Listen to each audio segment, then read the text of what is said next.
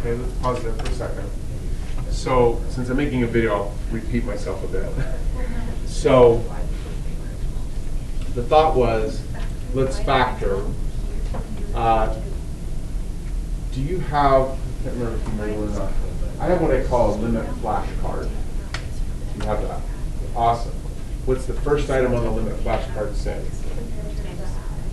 Only if x is approaching infinity. So I want to do that first before I factor. So I'm going to compare, so it's because x is approaching infinity, I want to look at the numerator and identify the terms, which are? X squared and -3. Good. And I want to compare those and consider as x gets bigger and bigger and bigger, will one of these two be so much larger than the other that I can basically ignore one of them? Which one? Awesome. So what you then do is you say, so again I got to say it back for the video, sorry. So comparing, x squared will be so much larger than -4 as x gets bigger and bigger and bigger that I don't need to really worry about -4. So let's look at the bottom now. So Cambria, what are the terms on the bottom? 2x and -4. Now, one thing when we're comparing, you've got to be a little careful with negatives. You tell me, this is a sarcastic statement, which would you consider more significant? A debt of, consider negative as debt, right? So a debt of -$4 billion. Well, let's back up. Let's make this a funner. I'm going to pay you a ticket for this. Mathematically, tell me, actually, I'll pay everyone a ticket for this, who wants to play. Raise your hand if you want to play. Awesome. All right.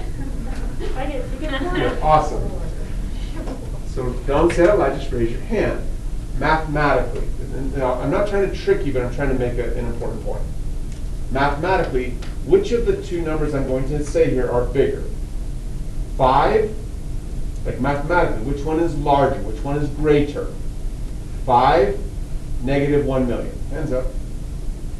Which of those two numbers is greatest? 5 or -1 million? Maggie.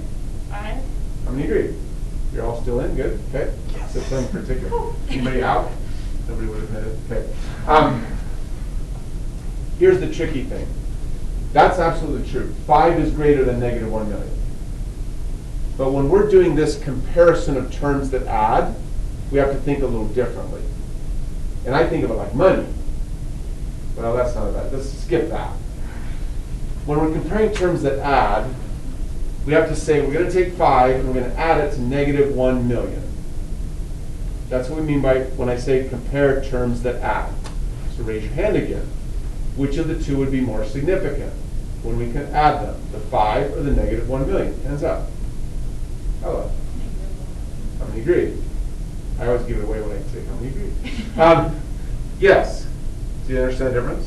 Yeah, so when they say which is greater, you do have to say 5. But when you're comparing terms that add, the negative is more important.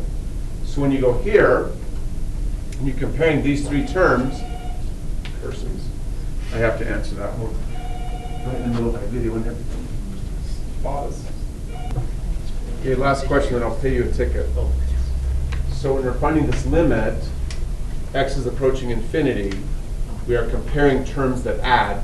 So Cambria correctly identified the terms of the numerator and identified that when these two terms are adding, as x grows to infinity, this term will definitely become so much larger than this term that this becomes the only term we really care about.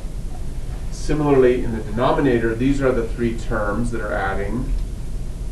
As x approaches infinity, please raise your hand if you can tell me which of those three terms will dominate. It's not saying which of the three is greatest, it's which of the three is dominant. Please actually. -4x squared. Please raise your hand if you agree. Perfect. So I'll pay in a second. Does that make sense? So that allows you to create a new limit problem. You really should be saying this limit is now equal to this limit.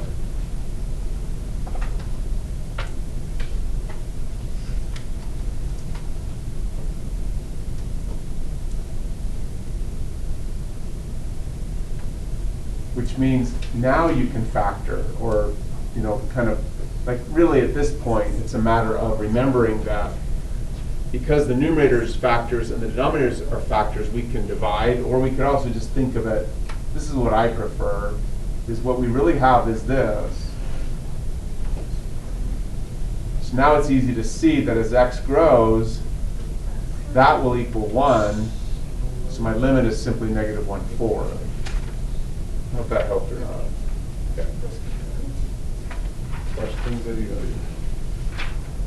Okay.